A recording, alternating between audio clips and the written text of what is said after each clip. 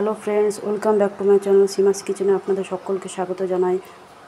আর আজকে হচ্ছে শুভ মহালয়ার জন্য আপনাদেরকে জানাচ্ছি যে প্রত্যেকের দিনটি যেন খুব ভালো কাটে, খুব আনন্দ কাটে এবং প্রত্যেককে শুভ মহালয়ার প্রীতি শুভেচ্ছা আন্তরিক অভিনন্দন জানাচ্ছি। আজকে চলে এসেছি একটা নতুন রেসিপি নিয়ে। আজকের রেসিপিটি হলো ফুলকপি পনিরের কষা। ফুলকপি পনিরের কষা বানানোর জন্য আমি নিয়েছি প্রথমেই ফুলকপি, আলু কেটে নিয়েছি, সাথে পনির রয়েছে। এই রেসিপিটি বানানোর জন্য প্রথমে ফুলকপিটি একটু গরম জলে ভাপিয়ে নেব। সামান্য একটু নুন দিয়ে ঢাকা দিয়ে দিলাম। দেখুন বন্ধুরা, 10 মিনিট পরে ফুলকপিগুলো কেমন সেদ্ধ হয়ে এসছে। ফুলকপিগুলোকে নামিয়ে ভালো করে ঠান্ডা জল দিয়ে ধুয়ে নেব। দেখুন বন্ধুরা, পনিরগুলোকে ভালো করে এইভাবে কেটে নিয়েছি। কেটে নেওয়ার পরে তাতে নুন এবং হলুদ মাখিয়ে নেব। এদিকে কড়াইতে তেল বসিয়ে দিয়েছি। তেলটি গরম হয়ে গেলে পনিরটা ভেজে নেব। দেখুন বন্ধুরা, পনির ভাজা হয়ে গেছে। এবার ওই তেলেই ফুলকপিগুলো ভেজে নেব। ভাজার সময় সামান্য নুন হলুদ দিয়ে দেবো। এদিকে রেসিপিটি বানানোর জন্য যে মশলাগুলো লাগবে সেগুলোকে নিয়ে নিলাম। নিয়ে নিয়েছি একটা গোটা টমেটো, 4টে কাঁচা লঙ্কা। লঙ্কাগুলো খুব ঝাল, আমি যেরকম ঝাল খান সেই পরিমাণ মতন লঙ্কা নেবেন। আমি 4টে লঙ্কা নিয়েছি। আর নিয়ে নিয়েছি আদা। এইগুলিকে সবগুলোকে মিক্সার গ্রাইন্ডারে দিয়ে পেস্ট করে নেব।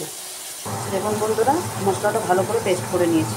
এবার তাতে নিয়ে নেব জিরে গুঁড়ো, কিছুটা ধনে গুঁড়ো, হলুদ এবং নুনটা আমি অল্পই নিয়েছি, কেননা ফুলকপি ভাজার সময়তে আমি নুন দিয়েছি। এদিকে দেখুন ফুলকপিগুলো ভাজা হয়ে গেছে। এবার নামিয়ে নেব।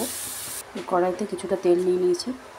এবার দিলাম তেজপাতা, শুকনো লঙ্কা, কিছুটা টমেটো, নিয়ে নিলাম গোটা জিরে। এগুলো একটু ভালো করে সেদ্ধ হয়ে গেলে টমেটোটা তাতে দিয়ে দেবো কেটে রাখা আলু, কিছুটা নুন, সামান্য হলুদ দিয়ে ভালো করে নাড়িয়ে নেব। আলুগুলো ভাজা যখন হয়ে যাবে তাতে মশলাগুলো দিয়ে দিতে হবে। মশলা দিয়ে কিছুক্ষণ ভালো করে কষিয়ে নেব। মশলাগুলো ভালো করে কষানো হয়ে গেছে। এবার তাতে দিয়ে দেবো ভেজে রাখা ফুলকপি। ভেজে রাখা ফুলকপি দিয়ে ভালো করে আবারও মশলার সাথে কষিয়ে নেব। দেখুন মশলাটা সুন্দর কষানো হয়ে গেছে। এবার দিয়ে দেবো জল। এবার তাতে দিয়ে দেবো সামান্য চিনি, দিয়ে ভালো করে ঢাকা দিয়ে দেবো। 5 মিনিট পরে দেখুন ঝোলটি সুন্দরভাবে ফুটে উঠেছে এবং ফুলকপি আলু সেদ্ধ হয়ে এসেছে। এর মধ্যে দিয়ে দেবো ভেজে রাখা পনিরগুলো দিয়ে আবার একটু নাড়াচাড়া করে রেখে দেবো। দেখুন বন্ধুরা, কত সুন্দর কালার হয়েছে। তরকারিটি দেখতেও খুব সুন্দর হয়েছে। এই তরকারিটি আপনারা ভাতের সাথে এবং রুটি দুটোর সাথে আপনারা খেতে পারবেন। এইবারে নামানোর আগে দিয়ে দেবো 1 চামচ ঘি দিলে তরকারিটা খুব টেস্ট হয়। এই রেসিপিটি আপনাদের কেমন লাগলো অবশ্যই আমাকে কমেন্টসে জানাবেন।